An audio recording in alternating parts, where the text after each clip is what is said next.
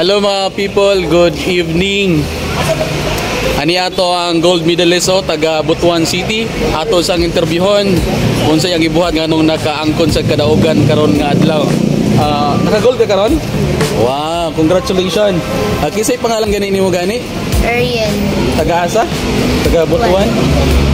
Unsa may kasulti nimo sa uban nga nakakuha mga gold? Unsay imong ihatag nga inspirasyon sa uban nga mga atlet mo? Wala, ilang i-try ilang best i-try nila ilang best nila. Niya unsa pa para mga gold. Pagi salamat sa imong panahon. Si Ariel apelido. Ha? Lapi taga Ampayon. Shout out sa taga Ampayon og karon na atong coach ato silang interviewon. Atong coach sa Piron. Ay sir, hi, good evening. Kumusta to ang ilang dula gay na sir? Unsay may kasulti silang dula? Okay ra po, kakapas-apas ra. Apas ra gud.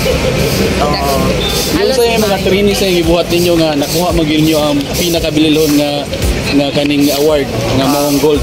Kuan gid sa more training ra gid sa 20, tapos focus, tapos disiplina sa kagalingon. Ya, unsay katambag nimo sir sa gusto mo mahimong ani nga klase nga event sa Ernest or uban nga klase nga mga event?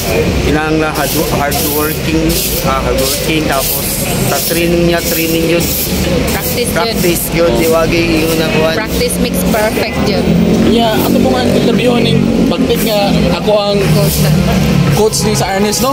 Kani si sir gibalay ako aning maestro sa una dito sa Butuan, Bullet Child.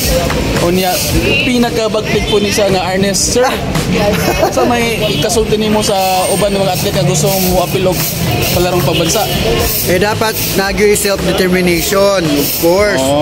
Dili kay kung dili kay kuan lang practice ra or wala kinahanglan yung discipline, kinahanglan na agyud ang discipline. Okay. Nakita niyo og nadungog ninyo ang ingon ni sir nga kani si sir grabe gyud ni ka maayo, no? Kuan gyud ni siya ganing season gyud siya nga coach o trainer sa athletes kay sa panahon pa nga college pa ko ginatudluan ko niya unsa onog. Congratulations at Ariel. Congratulations Ariel. Proud ni sa Agusa sa Butuan City, no? Og sa Ampayon og Ampayon Elementary Central, labi na sa Caraga Region. Salamat kayo og maayong gabi.